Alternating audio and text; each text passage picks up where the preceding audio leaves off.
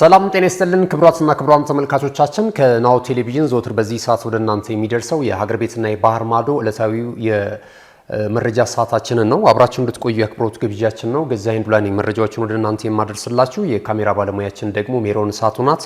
የሀገር ቤት ስፖርታዊ መረጃዎችን ቀዳሚ ስናደርግ የኢትዮጵያ ፕሪሚየር ሊግ እናገኛለን። የኢትዮጵያ ፕሪሚየር ሊግ የ2017 ዓ.ም የውድድር ዘመን የ25ኛ ሳምንት መርሃ ግብር ጨዋታዎች በትላንትናው ዕለት እንደዚሁ ተከናውነዋል። ከትላንት ጀምረው ነው መከናወን የጀመሩት። ትላንት የመርሃ ግብሩ ለጨዋታዎች ሲደረጉ አስቀድሞ ቀን 9 ሰዓት ላይ የተደረገው ጨዋታ በወልዋሎ ዓዲግራት ዩኒቨርሲቲ እና በሱል ሽረ መካከል ነው የተከናወነው። ሁለቱን የትግራይ ተወካይ ክለቦችን ያገናኘው ጨዋታ አንድ አቻ በሆነ ውጤት ተጠናቋል። ሁለቱም ወራጅ ቀጠና ላይ እንደሚገኙ ይታወቃል። አስቀድሞ ጎል ማስቆጠር የቻለው ጡመ ልሳን ኃይለ ሚካኤል ባስቆጠረው ኳስ ሱል ሽረ ነበር 1-0 በሆነ ውጤት ይመራ የነበረው። በኋላ ላይ እንግዲህ ቃሲም ረዚቅ ደግሞ እንደዚሁ ወልዋሎ ዓዲግራት ዩኒቨርሲቲ ቢያንስ ከጨዋታው 1 ነጥብ ተጋርቶ እንዲወጣ ያስቻለውን ግብ ከመረብ ማሳረፍ ችሏል ማለት ነው። ተጨማሪ ጎል ሳንመለከትበት እንግዲህ ጨዋታው አንድ አቻ በሆነ ውጤት ተጠናቋል ማለት ነው። ሁለተኛው ጨዋታ የተከናወነው አመሻሽ 12 ሰዓት ላይ ጅማሮውን ያደረገው የመቀሌ 70 እንደርታና የሀዲያ ሆሳዕና ጨዋታ በመቀሌ 70 እንደርታ 2-0 አሸናፊነት ተጠናቋል። እንደዚሁ ቤንጃሚን ጎል አስቆጥሮ ቀዳሚ አድርጓቸዋል 45ኛው ደቂቃ ላይ። ሸሪፍ መሐመድ ደግሞ 79ኛው ደቂቃ ላይ ለመቀሌ 70 እንደርታ ጎል ማስቆጠር ችሏል ማለት ነው። ጨዋታውም ሌላ ተጨማሪ ጎል ሳንመለከትበት 2-0 በሆነ ውጤት ተጠናቋል ማለት ነው። እንግዲህ ሌሎች ጨዋታዎች በዛሬው ዕለትም ቀጥለው ይከናወናሉ። እኛ እዚህ ስቱዲዮ ቀረጻ ባለንበት ሰዓት ላይ እየተደረገ ያለ ጨዋታ አለ። የቅዱስ ጊዮርጊስ እግር ኳስ ክለብ ከኢትዮጵያ ንግድ ባንክ ያደረጉት ጨዋታ እንደዚሁ የበርካታ የእግር ኳሱን አፍቃሪያንን ቀልብ ሳበ ነበር ማለት ይቻላል። ቀን 9 ሰዓት ላይ ሲዳማ ቡና ከባህር ዳር ከተማ ጋር ቀን 9 ሰዓት ላይ ጨዋታቸውን ያከናውናሉ። ሐዋሳ ከተማ ከወላይታ ዲቻ ደግሞ አመሻሽ 12 ሰዓት ላይ የሚደረግ ጨዋታ ነው። በነገው ዕለትም የኢትዮጵያ ፕሪሚየር ሊግ መርሃ ግብር ጨዋታዎች እንደዚሁ ቀጥለው ይከናወናሉ። ኢትዮጵያ ቡና ከፋሲል ከተማ ነገ ቀን 9 ሰዓት ላይ፣ መቻል ከአርባ ምንጭ ከተማ መሻሽ 12 ሰዓት ላይ፣ ኢትዮጵያ መድን ደግሞ ከአዳማ ከተማ ቀን 9 ሰዓት ላይ ከነገ በስቲያ ጨዋታቸውን ያደርጋሉ። የመርሃ ግብሩ የመጨረሻ ጨዋታ የሚሆነው በድሬዳዋ ከተማና በኢትዮ ኤሌክትሪክ መካከል ነው ማለት ነው። የደረጃ ሰንጠረዡን ስንመለከት ኢትዮጵያ መድን በ45 ነጥቦች በቀዳሚነት እየመራ ይገኛል።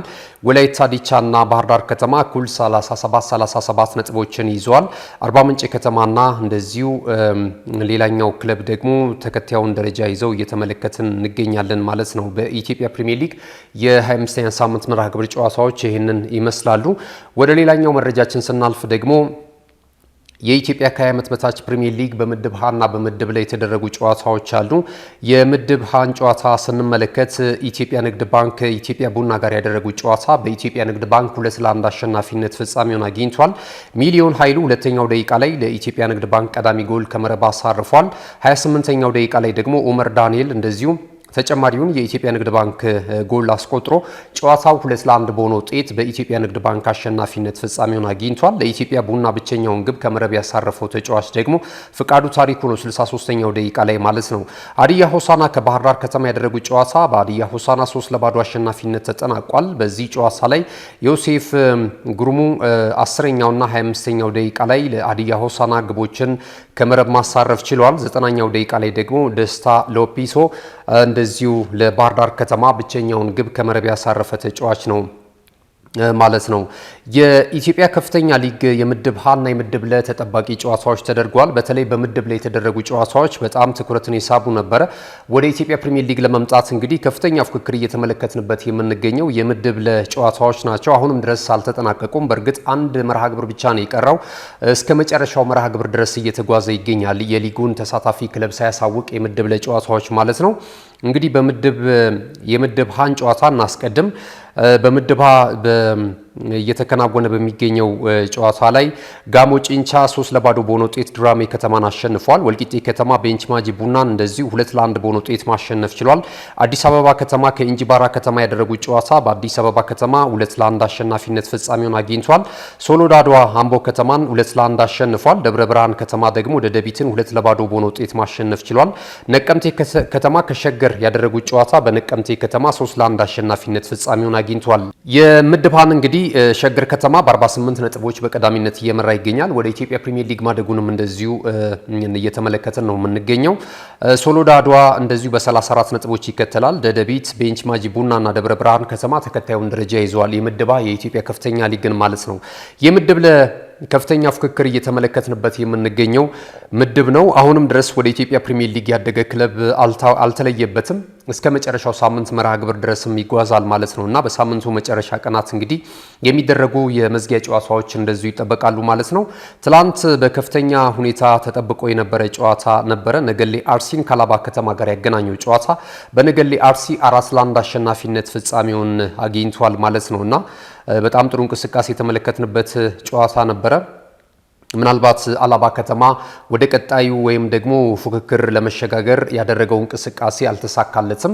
ወደ ኢትዮጵያ ፕሪሚየር ሊግ የማደግ ተስፋውም ትላንትና ተሟጦ ተጠናቋል። የአሰልጣኝ ክፍሌ ቦልተናው ቡድን ማለት ነው። ትላንት እንግዲህ አንዳንድ መረጃዎች ወጥቷል። ይህ ጨዋታ ከተጠናቀቀ በኋላ በአላባ ከተማና በነገሌ አርሲ መካከል የተደረገውን ጨዋታ መጠናቀቅ ተከትሎ በአላባ ከተማ እግር ኳስ ክለብ ደጋፊዎችና ተጫዋቾች እንዲሁም ደግሞ የአሰልጣኝ ኮቺንግ ስታፍ አባላት በአጠቃላይ እርስ በርስ እንግዲህ ግጭት እንደነበራቸው ተስተውሏል ማለት ነው። ደጋፊው እንግዲህ ተጓዥ ነው። ረጅም ኪሎ ሜትሮችን አቆራርጦ የአላባ ከተማ እግር ኳስ ክለብ ጨዋታውን በሚያደርግበት ሰዓት ላይ ለማበረታታት ይመጣል። እዚህ ባለበት ሁኔታ ላይ እንግዲህ በዘንድሮ ዓመት በተለይ የተሻለ ነገር ጠብቆ ነበረ። ነገር ግን በመጨረሻው ሰዓት የተከሰቱ ነገሮች ትንሽ ስሜታቸውን ጎድቷቸዋል። የደጋፊዎችና ቁሳቁስ ሁሉ የአሰልጣኝ ስታፍ አባላት ላይ ሲወረውሩ እንደነበረ አንዳንድ መረጃዎች ሲወጡ ተመልክተናል ማለት ነው። እንግዲህ ለማለፍ ወይም ወደ ኢትዮጵያ ፕሪሚየር ሊግ ለማደግ ከፍተኛ ፍላጎት ነበር በደጋፊዎች ዘንድ። ነገር ግን ይሄ አልተሳካም እና በተጫዋቾችና በአሰልጣኙ ስታፍ አባላትም እንደዚሁ ግጭት ስለመከሰቱ መረጃዎች እየወጡ ነው የሚገኙት ማለት ነው። እንግዲህ አላባ ከተማ በጣም ተቀራራቢ ጥሩ ዘንድሮ ዓመት ጉዞ የተሻለ ነበረ። የመጨረሻ ግን አፈጻጸሙ አላማረለትም። እንግዲህ ትላንትና በነገሌ አርሲ የመጨረሻውን እድሉን ያጣበትን አጋጣሚ ተመልክተናል ማለት ነው። በቀጣይ እንግዲህ ከዚህ ምድብ በኢትዮጵያ ፕሪሚየር ሊግ ለማደግ ሁለት ክለቦች ናቸው እድል ያላቸው፣ ነገሌ አርሲና ደሴ ከተማ ናቸው። ነገሌ አርሲ የራሱን ጨዋታ ማሸነፍ ወደ ኢትዮጵያ ፕሪሚየር ሊግ ማደጉን ያረጋግጣል በመጨረሻው ጨዋታ ላይ ማለት ነው። ደሴ ከተማ ግን አሸንፎም የነገሌ አርሲን ነጥብ መጣል አሊያም መሸነፍ ይጠብቃል ማለት ነው እና በቀጣይ ሳምንት የሚደረጉ ጨዋታዎች የኢትዮጵያ ከፍተኛ ሊግ የምድብ ላይ የመጨረሻ ጨዋታዎች ከፍተኛ ትኩረትን ስበዋል ከወዲሁ ማለት ነው። ማን ሸገር ከተማን ተከትሎ ወደ ኢትዮጵያ ፕሪሚየር ሊግ ያድጋል፣ ሁለተኛው ክለብ የትኛው ይሆናል የሚለው ነገር ይጠበቃል ማለት ነው። ነገሌ አርሲ 43 ነጥቦችን ይዞ በ20 ንጹህ የግብ ክፍያ በቀዳሚነት ይመራል ምድቡን። እንዲሁም ደሴ ከተማ ደግሞ 41 ነጥቦች አሉ፣ ተጨማሪ 22 ንጹህ የግብ ክፍያ ይዟል። ንብና እንደዚሁ አላባ ከተማ ደግሞ 36 ነጥቦችን ይዟል። እድል ያላቸው አይመስልም ወደ ፕሪሚየር ሊጉ ለማደግ እንግዲህ የመጨረሻ እድላቸው ተጠናቋል ማለት ነው። አሁን ፉክክሩ ያለው በደሴ ከተማና በነገሌ አርሲ መካከል ነው። ይህም የመጨረሻው ጨዋታ የሚለያቸው ነው የሚሆነው ተጋጣሚዎቻቸው ጋር የሚኖራቸው ውጤት ይህንን ይመስላል። እንግዲህ የሀገር ውስጥ ስፖርታዊ መረጃዎቻችን ካፍታ ቆይታ በኋላ ወደ ባህር ማዶ ስፖርታዊ መረጃዎቻችን የምናልፍ ይሆናል። አብራችሁኑ ነው። ካሽጎ በየትኛውም ዓለም ሆነው በማንኛውም ሰዓት ለወገኑ የሚደርሱበት ፈጣን የገንዘብ መላኪያ ተከፈተሎ። ማስተርና ቪዛ ካርዶን በመጠቀም ከ5 እስከ 20 ዶላር የሚልኩበት አዲስ የገንዘብ መላኪያ መንገድ። ካሽጎን ለየት የሚያደርገው የትኛውም የገንዘብ ዝውውር በፍጥነት አገልግሎት ከመስጠቱም ባሻገር ለማንኛውም አገልግሎት ምንም አይነት ክፍያ አለመጠየቁ ነው። በሀገራችን ታሪክ ገንዘብን ከውጪ ወደ ሀገር ቤት በማስተላለፍ በመተግበሪያ መልክ አገልግሎት መስጠት የጀመረው የመጀመሪያው ሀገር በቀል የገንዘብ መላኪያ ዘዴ ካሽጎ ከ4500 በላይ ባሉ የባንክ ቅርንጫፎች አገልግሎት እየሰጠ ይገኛል። ገንዘቦን በሰኮንዶች ልዩነት ውስጥ ይፈልጉ በአካውንቶ ወይንም በእጆ ቆጥረው የሚወስዱበት ልዩ ዘዴ። በቅርቡ ሁሉንም ኢትዮጵያዊ ባለቤት ለማድረግ ጉዞ የጀመረው ካሽጎ ዛሬውኑ መተግበሪያውን በስልኮ ላይ በመጫን የአገልግሎቱ ተጠቃሚ ሆኖ ፍጥነት መለያችን፣ ኢትዮጵያን መክፈቻችን፣ ካሽጎ ነው መላኪያችን። ካሽጎ የአዲሱ ትውልድ ብራንድ። ወደ ባህር ማዶ ስፖርታዊ መረጃዎቻችን እናልፋለን። ክቡራትና ክቡራን ተመልካቾቻችን ናሁ ቴሌቪዥን እና ናሁ ስፖርትን በመከታተል ላይ ትገኛላችሁ። ዕለታዊው የመረጃ ሰዓታችንን ነው። የእንግሊዝ ፕሪሚየር ሊግን ቀዳሚ እናድርግ። የተወዳጁ የእንግሊዝ ፕሪሚየር ሊግ 32ኛ ሳምንት መርሃ ግብሩ ላይ ደርሷል። እንግዲህ 6 ሳምንታት ብቻ ነው የሚቀረው። በአጠቃላይ የውድድር ዓመቱ መርሃ ግብር ሊጠናቀቅ የመርሲሳይዱ ክለብ ሊቨርፑል አሁንም መሪነቱን ያጠናከረበትን ውጤት ተመልክተናል። በ32ኛ ሳምንት መርሃ ግብር ላይ የተደረጉ ጨዋታዎችን እንመልከት። ቅዳሜ ዕለት የተደረጉ ጨዋታዎች ነበሩ።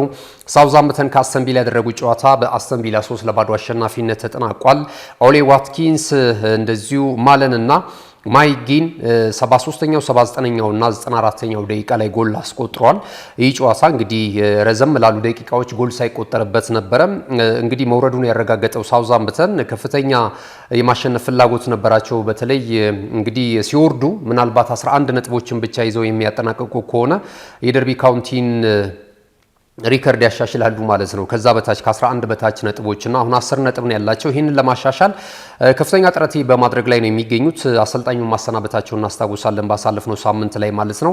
ይህንኑ እንቅስቃሴ የሚያስመለክት ይህንኑ እንቅስቃሴ ሊያንጸባርቅ የሚችል ጨዋታቸውን ያደረጉት አስተን ቪላን እስከ መጨረሻዎች ደቂቃ ድረስ መፎካከር ችሏል። 73ኛው ደቂቃ ላይ ግን እጅ ሰጥቷል ኦሌ ዋትኪንስ። ከዛ አስቀድሞ እንግዲህ የፍጹም ቅጣት ምት አግኝቶ ነበር። አሴንሲዮ ሳይጠቀምበት ቀርቷል በዚህ እንቅስቃሴ ላይ ማለት ነው። እንግዲህ ጨዋታው 3-0 በሆነ ውጤት አሸናፊነት ተጠናቋል። በስተመጨረሻ እንግዲህ የአሰልጣኝ ዩናይ ኤምሬ ቡድን ጎሎችን ማስቆጠር ችሏል ማለት ነው። ይህንን ይመስላል። ሌላው አርሰናል በኤምሬትስ ስቴዲየም እንደዚሁ ብሬንትፎርድ ሲቲን ያስተናገደበት ጨዋታ አንዳቻ በሆነ ውጤት ተጠናቋል። ቶማስ ፓርቴ ጋናዊ ኢንተርናሽናል 61ኛው ደቂቃ ላይ ጎል አስቆጥሮ አርሰናል ቀዳሚ ነበረ። በጣም ያማረ ጎል ነበር። በመልሶ ማጥቃት የተገኘውን ኳስ ዴክላን ራይስ ነበር አመቻችቶ ማቀበል የቻለው። እንግዲህ ቶማስ ፓርቴም በድንቅ አጨራረስ ጎል አስቆጥሮ 1-0 በሆነ ውጤት መድፈኞቹ ይመሩ ነበር ይህንን ጨዋታ ይህንን እንቅስቃሴ። በኋላ ላይ እንግዲህ በ4ኛው ደቂቃ ላይ ደግሞ እንደዚሁ ዮሐን ዊሳ ጎል አስቆጥሮ ብሬንትፎርድ ሲቲ እና አርሰናል ነጥብ ተጋርተው ወጥተዋል ማለት ነው።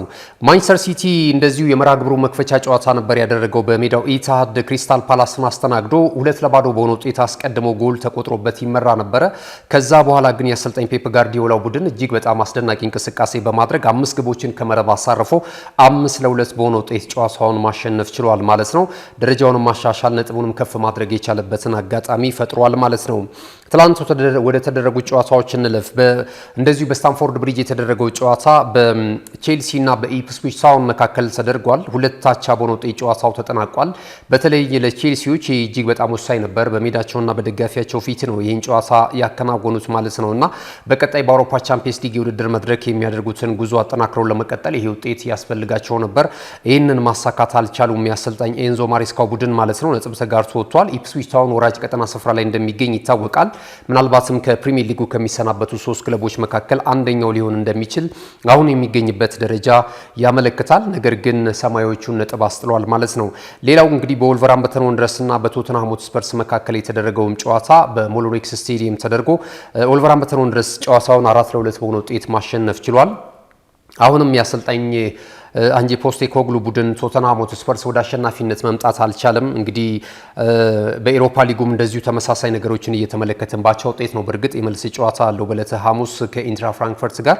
ነገር ግን በፕሪሚየር ሊጉ ደግሞ እያደረገ ያለው ጉዞ ብዙም ደጋፊዎችን እያስደሰተ አይደለም። እንደውም ከጨዋታ ጨዋታ ደጋፊዎች ተቃውሟቸውን አሰልጣኙ ላይ እየሰነዘሩ ነው የሚገኙት። ምናልባት በውድድር ዓመቱ መጨረሻ ሊለያዩ እንደሚችሉም እየተነገረ ነው የሚገኘው ማለት ነው። አመሻሽ ላይ የተደረገው ጨዋታ እንደዚሁ በዚሁ ሰዓት ላይ ነው የተደረገው። ሊቨርፑል በአንፊልድ ሮድ ዌስትሃም ዩናይትድን ያስተናገደበት ጨዋታ በቀዮቹ 2-1 አሸናፊነት ተጠናቋል። በዚህ እንቅስቃሴ ላይ እንግዲህ ዌስትሃም ዩናይትዶችም ለግብ የቀረበ በጣም ጠንካራ የሚባሉ ሙከራዎችን ማድረግ ችለው ነበረ። ነገር ግን ቀዮቹ አሸናፊ ሆነዋል። ሉዊስ ዲያዝ ነው የመጀመሪያውን ግብ ከመረብ ማሳረፍ የቻለው። ይህ ግብ ሲቆጠር 18ኛው ደቂቃ ላይ ሞሐመድ ሳላ በቅርቡ እንግዲህ የውል ኮንትራቱን ማደሱን እናስታውሳለን። በጣም አስደናቂ ኳስ በመልሶ ማጥቃት ይዞ መጥቶ በቀኝ መስመር ያሻገረለትን ኳስ ጨርሶ ነበረ ጎል ማስቆጠር የቻለው። ቀዮቹ እንግዲህ 1-0 በሆነ ውጤት ሲመሩ ነበረ። ሮበርትሰን በራሱ ግብ ላይ ባስቆጠረው ኳስ ደግሞ እንደዚሁ መዶሻዎቹ ወደ አቻ ውጤት መጥተው ነበረ። 89ኛው ደቂቃ ላይ ግን ቨርጂል ቫን ዳይክ የኋላው ተከላካይ ጎል አስቆጥሮ እንግዲህ በግንባር የገጨው ኳስ መረብ ላይ አርፎለት ጨዋታው 2-1 በሆነ ውጤት በሊቨርፑል አሸናፊነት ፍጻሜውን አግኝቷል። ሊቨርፑልም የአሸናፊነቱን ጉዞ የበለጠ ወይም የሊጉን የዋንጫ ክብር የሚያሳካበትን መንገድ የበለጠ የጠረገበትን ውጤት ነው ማስመዝገብ የቻለው። ነጥቡንም ወደ 76 ከፍ ማድረግ ችሏል ማለት ነው። አመሻሽ የመርሃ ግብሩ መዝጊያ ጨዋታ የነበረው እንግዲህ በኒውካስል ዩናይትድ እና በማንቸስተር ዩናይትድ መካከል የተደረገ ጨዋታ ነው።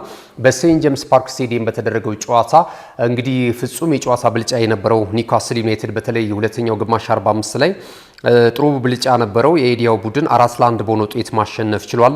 ቶላኒ የመጀመሪያውን ግብ ከመረብ ማሳረፍ ችሏል። 24ኛው ደቂቃ ላይ ከአሌክሳንደር አይዛክ የተሻገረለትን ኳስ በቮሊ መጥቶ ነው በግሩም ሁኔታ ኳስና መረብን ማገናኘት የቻለው። ሃቪ ባርነስ 49ኛውና 64ኛው ደቂቃ ላይ እንደዚሁ ተጨማሪ ጎል አስቆጥሯል። ብሩኖ ጉማሬስ 77ኛው ደቂቃ ላይ በእርግጥ ማንቸስተር ዩናይትዶች የመጀመሪያው ግማሽ 45 ከመጠናቀቁ በፊት 8 ደቂቃዎች ሲቀሩ 37ኛው ደቂቃ ላይ ጋርናቾ ጎል አስቆጥሯቸው አድርጓቸው ነበረ።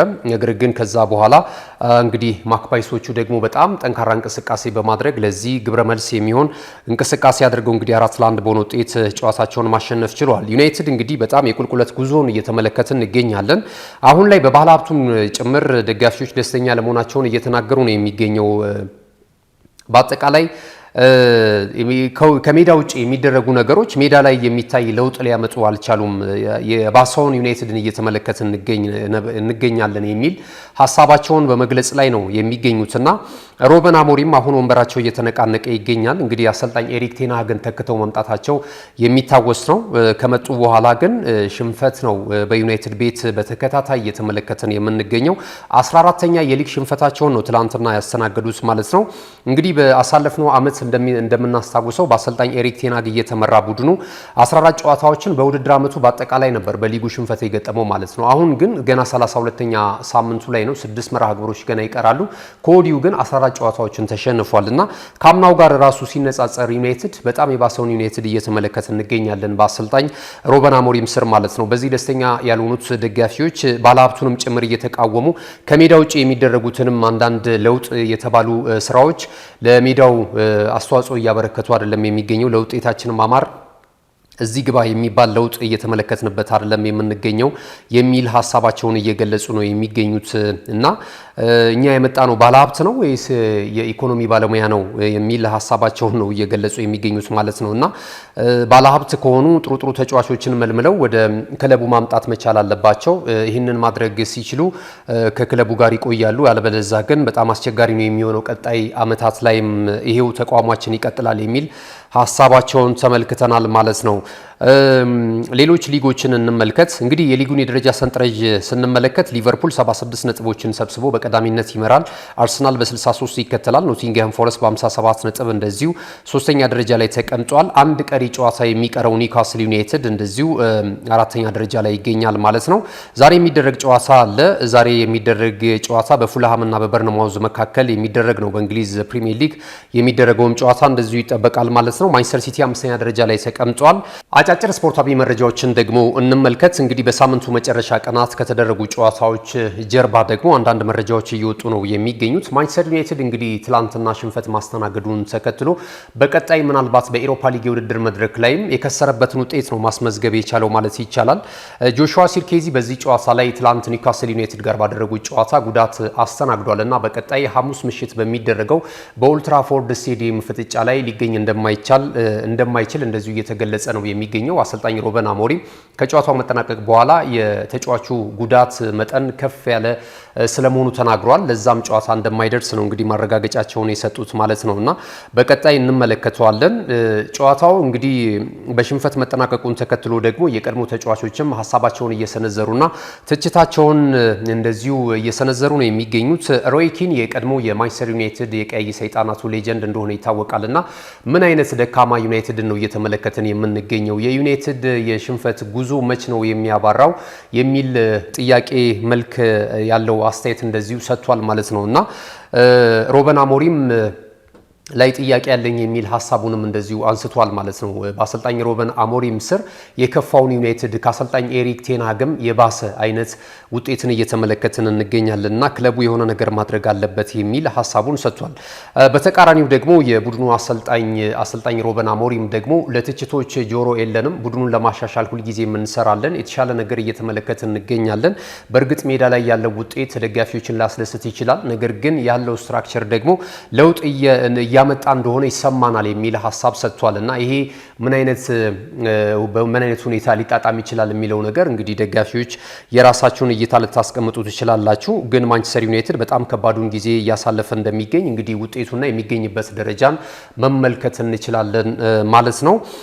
እንግዲህ በቀጣይ የዩናይትድ ሐሙስ ምሽት ላይ ከፈረንሳዩ ክለብ ሊዮን ጋር በኦልትራፎርድ ስቴዲየም ጨዋታውን ያደርጋል። የመጀመሪያው ጨዋታ 2-2 በሆነ ውጤት መጠናቀቁ ይታወሳል። በዛ እንቅስቃሴ ላይ እንግዲህ የጎላ ስህተት ነበሩት የተባለው ግብ ጠባቂ አንድሬ ኦናና ትላንትና ቤንች አድርገው ወይም ተጠባባቂ ወንበር ላይ ያስቀምጠውት ነበር የገቡት አሰልጣኝ ሩበን አሞሪም። ቱርካዊው ታዳጊ ወይም ወጣቱ ተጫዋች ነበረ ወደ ሜዳ የገባው፣ ነገር ግን እሱም 4 ግቦችን ቅሞ ወጥቷል እና በቀጣይ ዩናይትድ እንግዲህ ማን ነው የሚያሻሽለው፣ የትኛው ዲፓርትመንት ላይ ለውጥ ቢደረግበት ነው ዩናይትድ የሚሻሻለው የሚለው ነገር እንግዲህ በቀጣይ የምንመለከተው ይሆናል ማለት ነው። ሌላ አጫጭር ስፖርታዊ መረጃዎችን እንደዚሁ ስንመለከት ደግሞ ትላንትና ከነበረው ጨዋታ ጋር ተያይዞ ሊቨርፑል ትላንትና 2-1 በሆነ ውጤት በሜዳው አንፊልድ ሮድ ዌስትሃም ዩናይትድን አሸንፎ መሪነቱን ያጠናከረበትን ውጤት ማስመዝገቡን ትላንትና እንግዲህ አድርሰናችሁ ነበረ መረጃውን።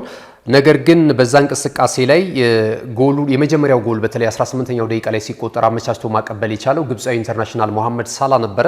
ይሄ ደግሞ ቁጥራዊ ሁኔታዎች ደግሞ ከትልልቅ ተጫዋቾች ተርታ እያሰለፈው ነው የሚገኘው ማለት ነው። እንግዲህ በአጠቃላይ ከዚህ ቀደም ሃንዲ ኮልን የመሳሰሉ አለን ሽረር እንደነ ሄነሪ እንደዚሁ የማንቸስተር ሲቲ የፊት መስመር አጥቂን ጨምሮ ሌሎችም ተጫዋቾች በዚህ የደረጃ ሰንጠረዥ ላይ ይገኙ ነበረ። በውድድር ዓመቱ በአጠቃላይ የግብ ተሳትፏቸው ማለት ነው 44 ግቦችን እሱ ግን ወደ 45 ግቦች በቀጥተኛ ተሳትፎ በማድረግ ጎሎችንም በማስቆጠር ለጎል የሆኑ ኳሶችንም አመቻችቶ በማቀበል 45 ላይ ደርሷል። ይህም ሶስተኛ ደረጃ ላይ ያስቀምጠዋል ማለት ነውና እንግዲህ 32 ዓመቱ ላይ የሚገኘው በቅርቡም ከሊቨርፑል ጋር እንደዚሁ የውል ኮንትራቱን ማደስ የቻለው ግብፃዊ ኢንተርናሽናል በጣም አስገራሚ የውድድር ዓመትን እያሳለፈ ይገኛል። 27 ግቦችን በውድድር ዓመቱ ከመረብ አሳርፏል። እንደዚሁ ደግሞ 17 ለጎል የሆኑ ኳሶችንም እንደዚሁ አመቻችቶ ማቀበል ችሏል። በዚህም በ45 ግቦች በቀጥተኛ ተሳትፎ እንግዲህ ከታላላቆች የፕሪሚየር ሊጉ ተጫዋቾች ከቀደምቶቹም ጭምር ተርታ የተሰለፈበትን አጋጣሚ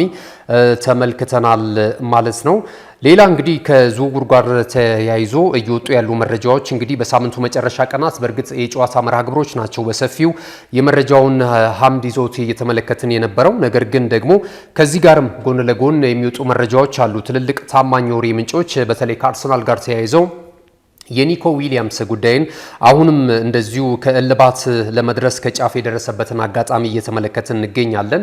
ይህን የ22 ዓመት የክንፍ ተጫዋች አርሰናል የግሉ ስለማድረጉ መረጃዎች እየወጡ ይገኛሉ። የወረቀት ጉዳዮችና የክረምቱ የተጫዋቾች የዝውውር መስኮት በይፋ መከፈት ብቻ እየጠበቁ እንደሆነ አንድሬ ቤርታ የአርሰናል እግር ኳስ ክለብ ስፖርቲንግ ዳይሬክተር ናቸው። እሳቸው እንግዲህ ሁሉን ነገር እንደጨረሱትና ከተጫዋቹ ጥቅማ ጥቅም ጋር በተያያዘ በግል ጉዳዮች ላይ ከስምምነት ደርሷል ተብሏል። አርሰናልም እንግዲህ የቦርዱ አመራሮች ለዚህ ተጫዋች መምጣት ጉልህ ሚና ነበራቸው ተብሏል።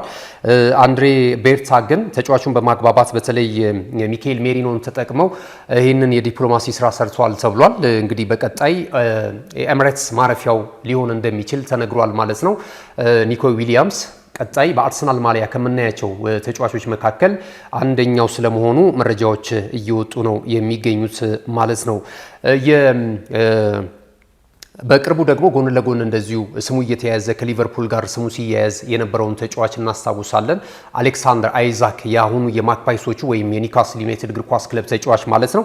በቀጣይ በዛው ሊሆን እንደሚችል ወይም ደግሞ ከኒውካስል ዩናይትድ ጋር የውድድር ዓመቱን ሊቀጥል እንደሚችል እየተነገረ ይገኛል። በተለይ ደግሞ ኒውካስል ዩናይትድ የአውሮፓ ቻምፒየንስ ሊግ የውድድር መድረክ የተሳትፎ ቦታን ይዞ የሚያጠናቅቅ ከሆነ ተጫዋቹ ኒውካስል ዩናይትድን ማሊያ ለብሶ በቀጣይም በአውሮፓ መድረክ ከፕሪሚየር ሊጉ ባሻገር እንደዚሁ እያንጸባረቀ ጎሎችን እያስቆጠረ ለኒውካስል ዩናይትድ ማገልገል ፍላጎቱ እንደሆነ እየተገለጸ ነው የሚገኘው።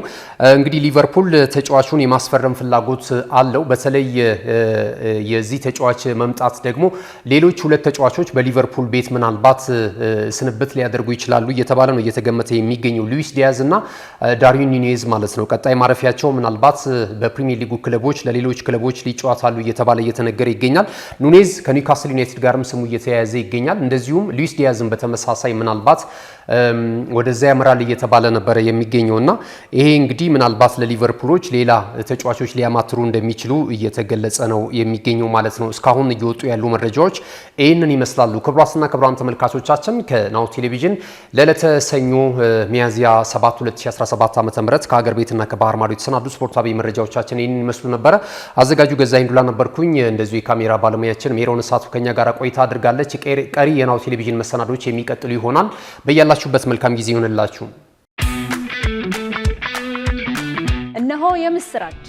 የ10 አየር መንገድ የበረራ ትኬት ለውድ ደንበኞቹ በተቀላጠፈና አስተማማኝ በሆነ መንገድ እያቀረበ ያለው። በዚህም በደንበኞቹ የተመሰገነው ጉዞጎ አሁን ደግሞ ተደራሽነቱን በማስፋት ተጨማሪ ባንኮችን በማካተት ለውድ ደንበኞቹ የበለጠ አስተማማኝ ለመሆን ችሏል። የጉዞጎን አፕሊኬሽን ከአፕ ስቶር ወይም ከፕላይ ስቶር በማውረድ የመነሻና የመድረሻ ከተማዎትን መርጠው ዋጋ አወዳድረው የሀገር ውስጥም ሆነ ዓለም አቀፍ በረራ ማድረግ ካሰቡ የበረራ ትኬቶን ክፍያ በአቅራቢያው በሚገኙ ባንኮች አንድም በአካል በመሄድ ወይም በኦንላይን የክፍያ አማራጮች ክፍያዎትን በመፈጸም የበረራ ትኬቶን በእጅ ያስገቡ። ከዚህም በተጨማሪ እንደ ሁል ጊዜው ወደ ጉዞጎ የጥሪ ማዕከላችን 7473 በመደወል ከሙሉ የበረራ መረጃ ጋር የ24 ሰዓት የትኬት አገልግሎት ማግኘት እንደሚችሉ ስናበስሮ በታላቅ ደስታ ነው። ለበረራዎ ጉዞጎ!